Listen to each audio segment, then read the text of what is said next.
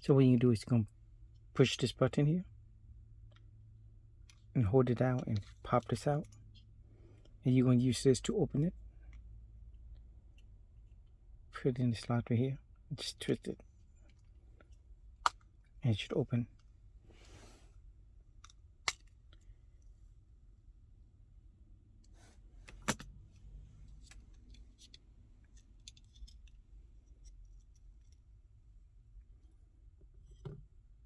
And you can use a screwdriver or something small to pick it out. I'm just going to use this.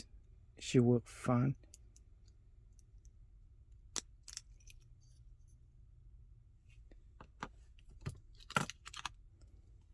And here's the part number.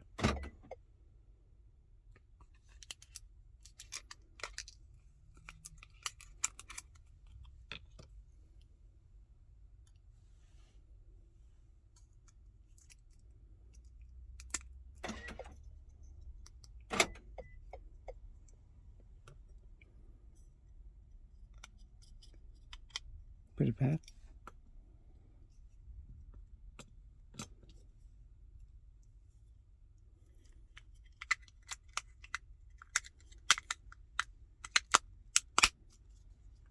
Now just test it out, see everything works.